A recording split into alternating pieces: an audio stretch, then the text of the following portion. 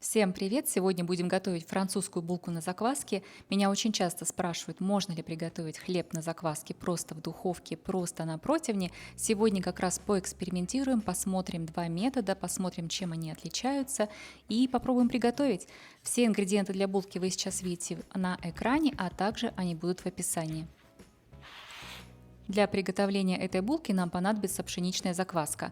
Она у меня уже поднялась два раза, я ее покормила еще вчера вечером и сегодня утром, и она уже готова к использованию.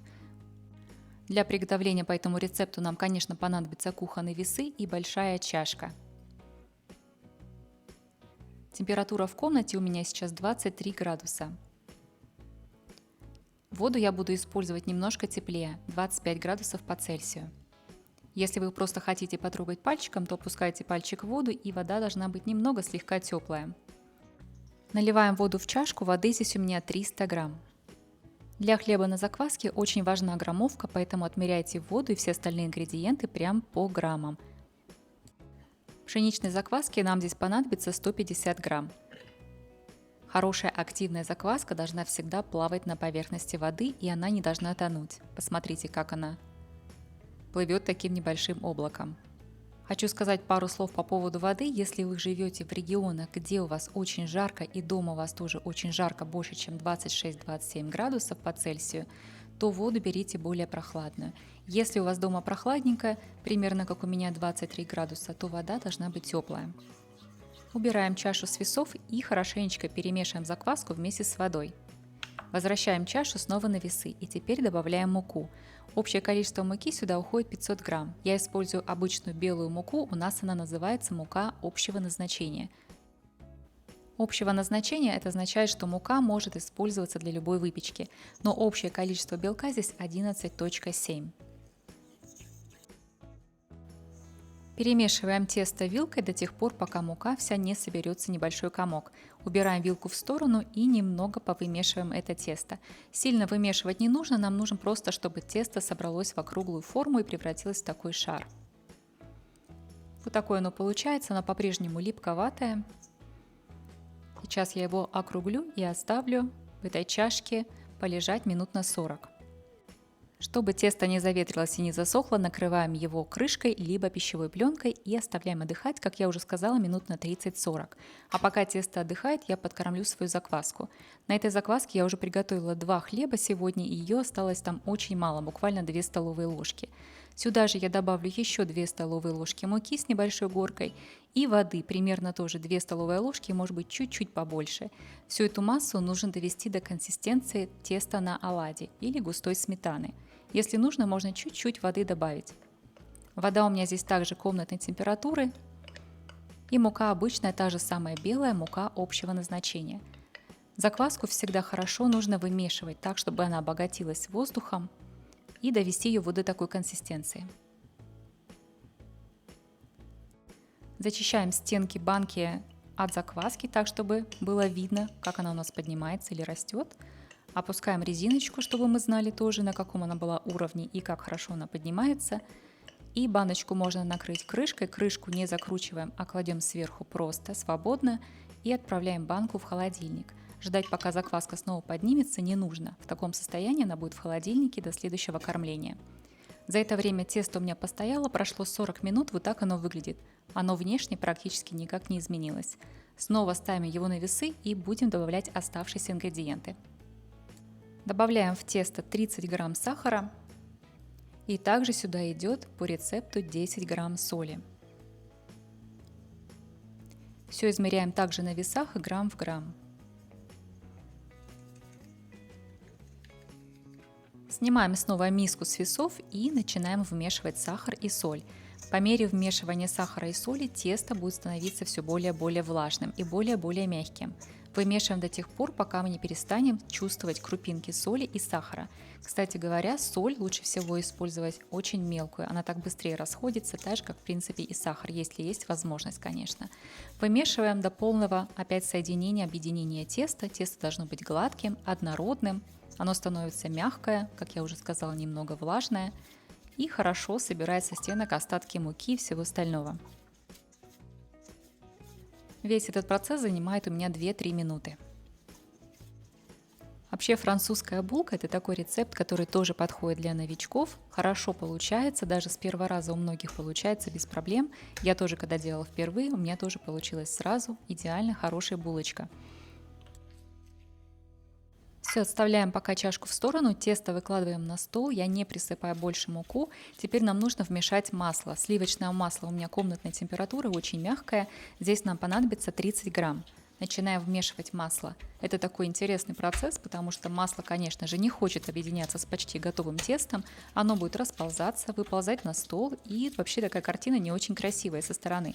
Я специально не убираю кадры, чтобы вы видели, что это нормально, что вот такое происходит, оно все вылезает, но в конечном итоге тесто собирается, оно становится такое красивое, мягкое, нежное, абсолютно идеальное и хорошо собираются все кусочки со стола. Абсолютно здесь не нужна никакая мука, ничего, нужно только продолжать вымешивать, не останавливаться. На весь процесс вымешивания у меня уходит 5-10 минут. Как только масло все впитается, вы увидите, что тесто начнет приобретать более округлую форму, все тесто, кусочки маленькие со стола начнут собираться и подтягиваться к самому большому тесту, вот тогда тесто и готово. Под конец его также можно еще и отбить немного об стол, чтобы оно приобрело более гладкую эластичную структуру. Посмотрите, как оно собирается, оно очень интересное. И все меньше и меньше кусочков теста остаются на столе. Если есть необходимость, можно воспользоваться таким скребком, или он называется кондитерский шпатель. Очень легко и хорошо подбираются все кусочки. И все это снова можно вернуть к тесту. Теперь немного отобьем тесто, как я уже сказала в конце. В принципе, это удобно делать. Тесто уже не сильно прилипает к столу. Вот такими движениями слегка отбиваем и складываем. Раз 20 я так делаю, и этого достаточно. Смотрите, тесто все меньше и меньше прилипает к столу. На ощупь это тесто получается мягкое, эластичное, очень мягкое. Немного тянется к рукам, но особо не прилипает. Я сбрызгиваю водой чашку, где у меня до этого было тесто, и сейчас туда переложу наше подготовленное тесто снова. Накрываю чашку снова крышкой и оставляю тесто отдыхать на 2 часа. В течение этих 2 часов тесто нужно будет доставать каждые 30 минут и делать ему складывание и растягивание. Руку я для этого смачиваю водой. У меня здесь уже прошло 30 минут. Рука у меня влажная, и вот таким образом я вытягиваю края и складываю их в середине. Если тесто сильно прилипает, снова пальчики слегка окунаю в воду. И прохожусь по всему кругу. Тянуть тесто нужно очень аккуратно, вот до тех пор, пока оно само тянется, рвать его насильно тянуть не нужно.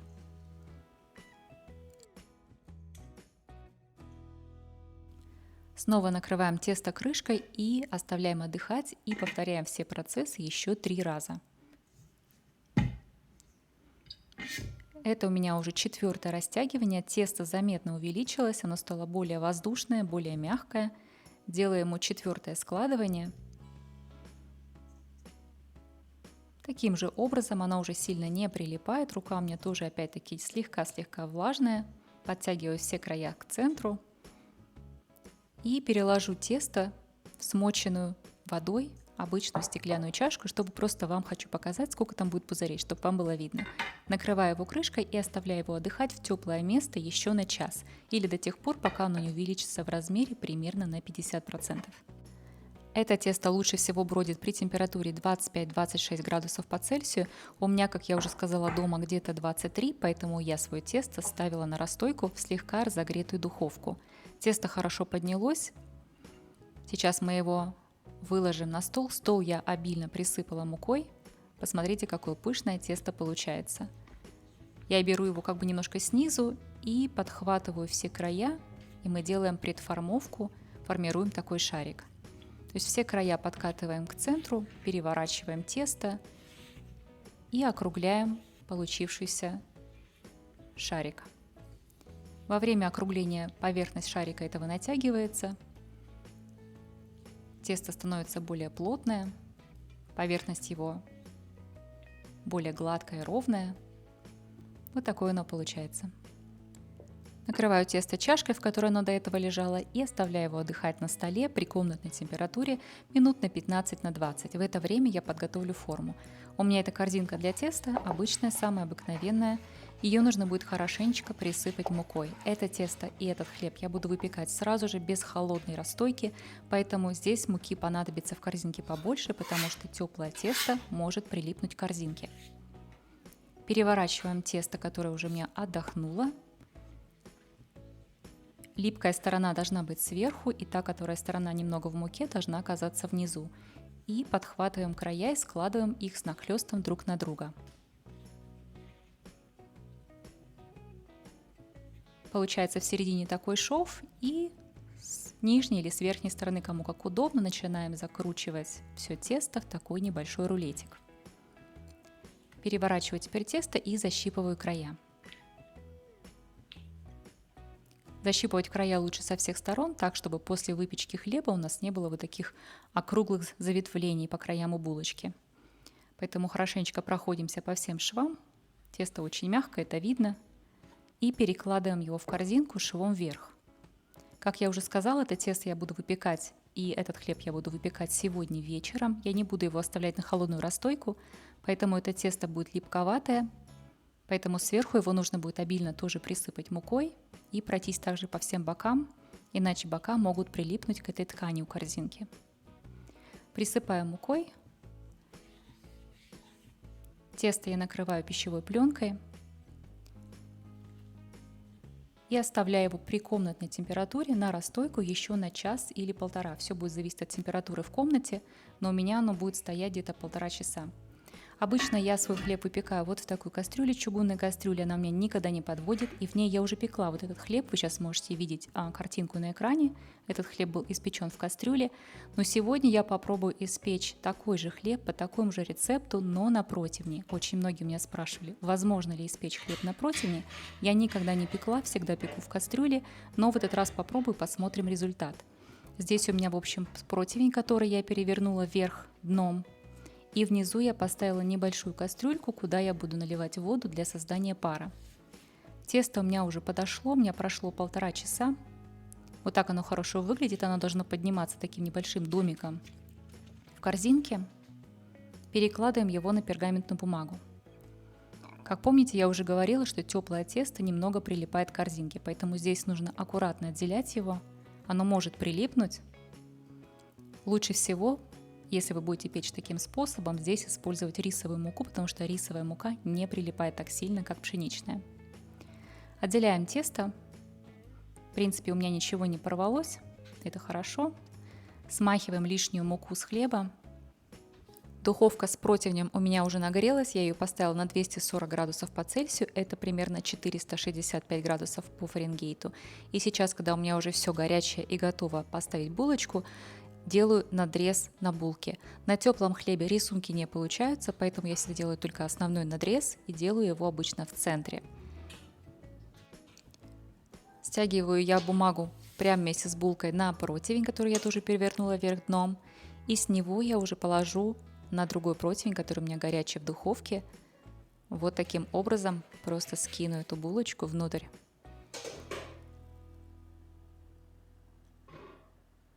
Внизу у меня стоит здесь маленькая кастрюлька, сюда я наливаю воду для создания пара и закрываю духовой шкаф. И оставляю хлеб там выпекаться на 25-30 минут. Мой хлеб стоял в духовке 25 минут, он начал сильно поджариваться с одной стороны, я его вытащила минут на 5 пораньше, посмотрим, как он испекся внутри. Вот такое донышко получилось. Хлеб уже постоял 3 часа, немного остыл. Как вы видите, он не до конца раскрылся, раскрытие у него не очень большое. Хотя булочка сама поднялась вверх достаточно высоко. Он по-прежнему пушистый, большого размера, но раскрытие небольшое.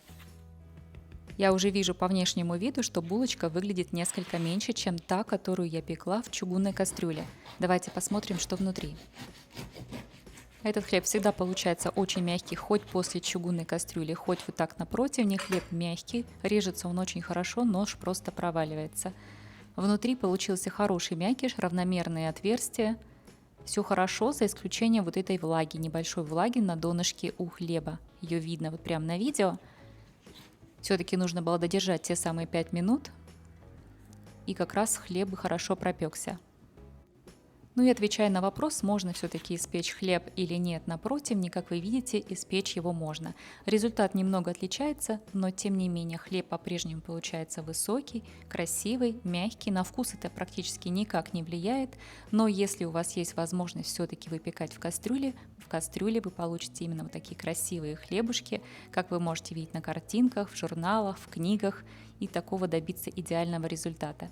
Мякиш по-прежнему получается красивый, мягкий, поры хорошие, и в остальном это в принципе рабочий вариант. Давайте проголосуем в комментариях, мне интересно, какой вариант вам больше нравится, первый или второй. Я надеюсь, что в этом видео я ответила на многие ваши вопросы, а я с вами прощаюсь и до встречи в новых видео.